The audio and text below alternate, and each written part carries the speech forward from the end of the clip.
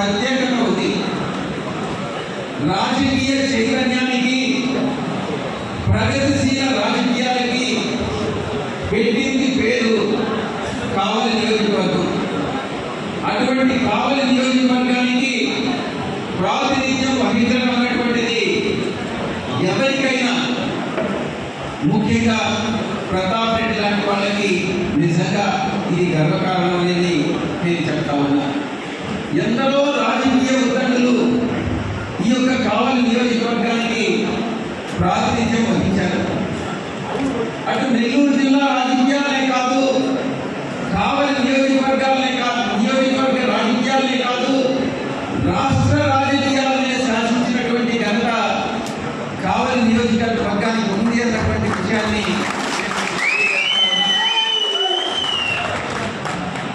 మొట్టమొదటి రెండు అసెంబ్లీ ఎన్నికల్లో మొట్టమొదటి 1952లో ఇది కాంపోజిట్ తమిళనాడులో ఉండేది.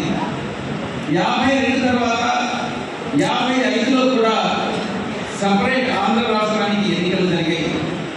52లో కానీ 55లో కానీ అప్పట్లో మొట్టమొదటిసారిగా 2 టర్మ్స్ వి రామకృష్ణారెడ్డి గారు కావలికి ప్రాతినిధ్యం వహించి ఆయన చరిత్ర పేరారు.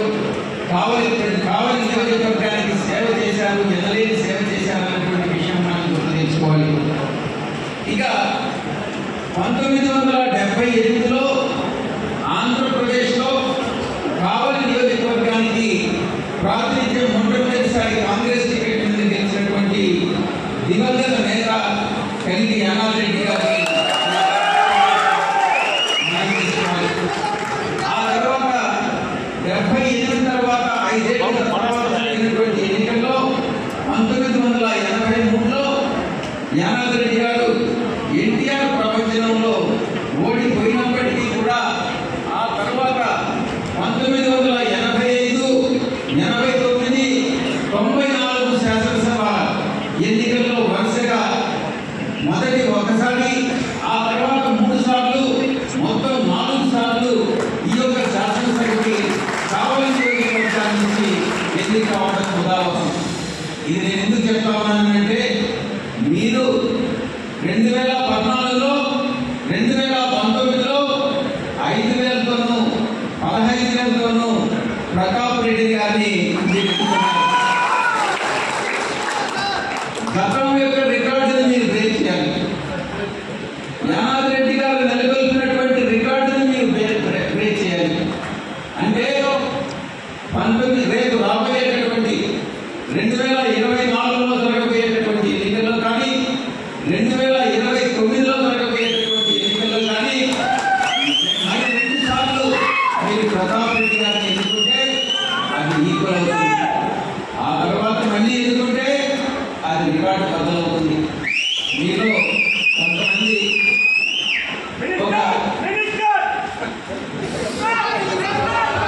కావలి అంటే యానాది రెడ్డి గారు అన్నటువంటి ముద్ర ఎలా అయితే పడిందో, భవిష్యత్తులో కావలి అనంటే ప్రతాప్ రెడ్డి గారు అన్నటువంటి. అందుకే రాబోయేటటువంటి 2024 మరి 2 నెలల కాలంలో జరగబోయేటటువంటి 16వ ఆంధ్ర రాష్ట్ర శాసనసభకు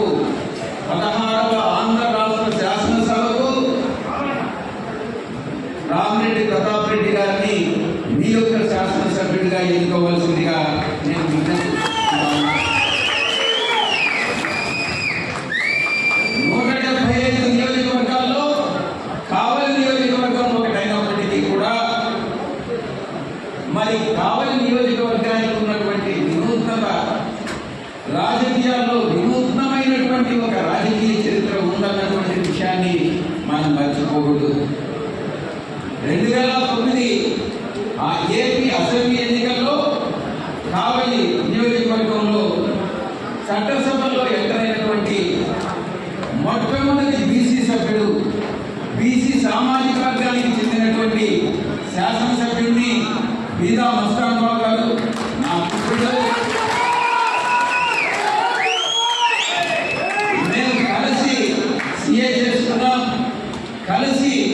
ఒకే రూమ్ లో ఉండడం జరిగింది. నాకు చిరకాల మిత్రుడైనటువంటి మీ యొక్క మన బీదా మస్తానరావు గారిని 2009లో మీరు శాసనసభ్యుడిగా ఎన్నుకున్నారు. ఆ తర్వాత గౌరవ ముఖ్యమంత్రి వర్యులు జగన్మోహన్ రెడ్డి గారు ఆయన యొక్క చతురత, రాజకీయ ప్రజ్ఞత, రాజకీయ విజ్ఞతను గుర్తించి రాజ్యసభకి ఆయన్ని ఎంపిక చేయడం జరిగింది అన్నటువంటి విషయం ఇప్పుడు చెప్పారు సమావేశంలో. ఈ యొక్క కావలి నియోజకవర్గం నుంచి రామిరెడ్డి ప్రతాప్ రెడ్డి ఆర్పిఆర్, అదే కావలి నియోజకవర్గం నుంచి గతంలో మీరు ఎన్నుకున్నటువంటి బిఎంఆర్,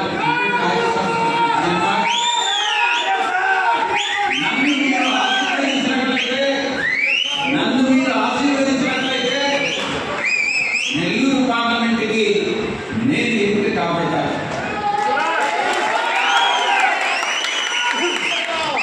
మీ యొక్క సమస్యల్ని క్షేత్రస్థాయిలో రామిరెడ్డి ప్రతాప్ రెడ్డి గారు, రాజ్యసభలో బీదా మస్తానరావు గారు, లోక్సభలో నేను మీ యొక్క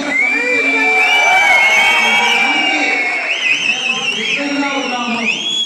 మన కావలి నియోజకవర్గాల అభివృద్ధికి ముగ్గురు అందరితో కూడా కలిపి కృషి చేస్తామని మీ అందరికీ కూడా సభాముఖంగా తెలియజేసుకుంటా ఉన్నా. 2019 నుంచి వైఎస్ఆర్ కాంగ్రెస్ పార్టీ పాలనలో జగన్మోహన్ రెడ్డి గారి నేతృత్వంలో కొనసాగుతున్నటువంటి ప్రగతి, సాంఘిక సంక్షేమం, సామాజిక సంక్షేమం, సామాజిక న్యాయం, అభివృద్ధి వీటన్నింటినీ చూపించి 5 సంవత్సరాల కాలం మనం ఆంధ్రప్రదేశ్కి ఎలా ప్రగతి పథంలో నడిపామో, సుపరిపాలన అందించామో, ఆ సుపరిపాలనని ముఖ్యంగా రాబోయేటటువంటి ఎన్నికల్లో ప్రజలందరికీ కూడా తెలియజేసి మనం 2024లో అధికారాన్ని కైవసం చేసుకోవాలి. మన లక్ష్యం ఏదైతే ఉందో 175 స్థానాలు, 25 పార్లమెంట్కి 25 స్థానాలు దక్కించుకోవాల్సినటువంటి బాధ్యత మనందరి మీద ఉందని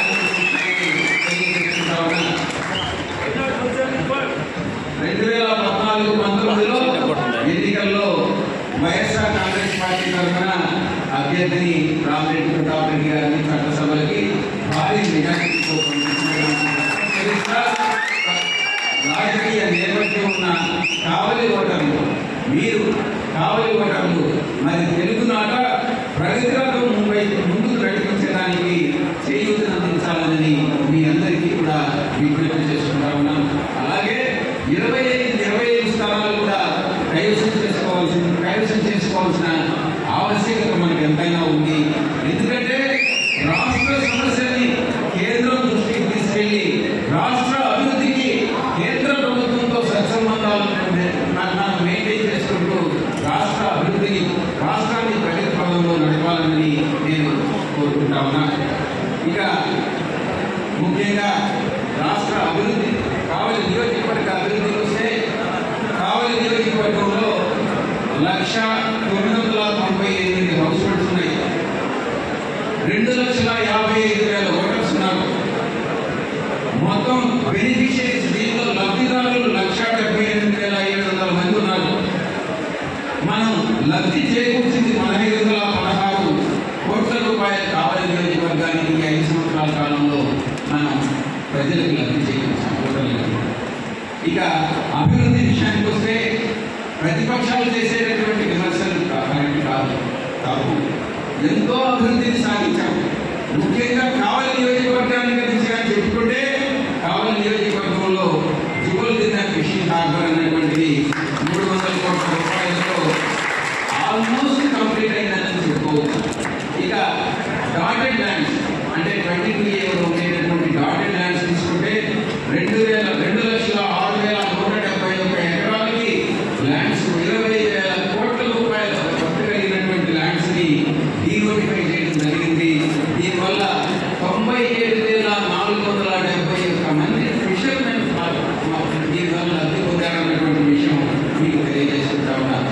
ఇక ప్రాజెక్టు విషయానికి వస్తే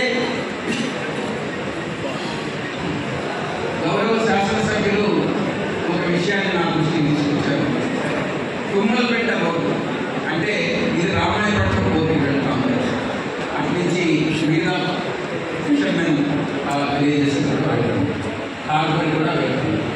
ఈ రోడ్డుకి 10 కోట్లు గారు శాంక్షన్ చేసినట్టయితే చాలా మంది ఈ యొక్క రోడ్డును ఉపయోగించుకునే అవకాశం ఉంటుంది. ఇది తప్పకుండా అభివృద్ధికి దోహదపడుతుంది అనేటువంటి విషయం. తప్పకుండా ఈ యొక్క 10 కోట్ల రూపాయలు ఈ యొక్క దీనికి మనం డిస్పర్స్ చేసి ఈ యొక్క రోడ్డుని మరొక ముఖ్యమైనటువంటి విషయం కావలి ఔటర్ రింగ్ రోడ్. కావలి ఔటర్ రింగ్ రోడ్డుకి ల్యాండ్ అక్విజిషన్ పూర్తయింది, కానీ రోడ్డు నిర్మాణం కంప్లీట్ కాలేదు. ఔటర్ రింగ్ రోడ్డుకి నేను ఈ యొక్క సభాముఖంగా మీకు విజ్ఞప్తి చేసుకునేది ఏంటంటే ట్రాన్స్పోర్ట్ కమిటీ, రోడ్డు ట్రాన్స్పోర్ట్ కానీ విమానయాన శాఖ పార్లమెంట్ కమిటీకి నేను అధ్యక్షుడిగా ఉన్నాను. ఈ సందర్భంగా 2 హామీలు మీకు సభాముఖంగా నేను ఇస్తా ఉన్నాను. ఔటర్ రింగ్ రోడ్ అన్నటువంటిది మనం శాంక్షన్ చేయించుకుందాం, పూర్తి చేద్దాం. 2 గగనగిరి విమానాశ్రయం ఎప్పటి నుంచో పెండింగ్ ఉంది. గగనగిరిలో నెల్లూరు జిల్లాకి ఒక విమానాశ్రయాన్ని తీసుకొస్తానని మీకు ఈ సందర్భంగా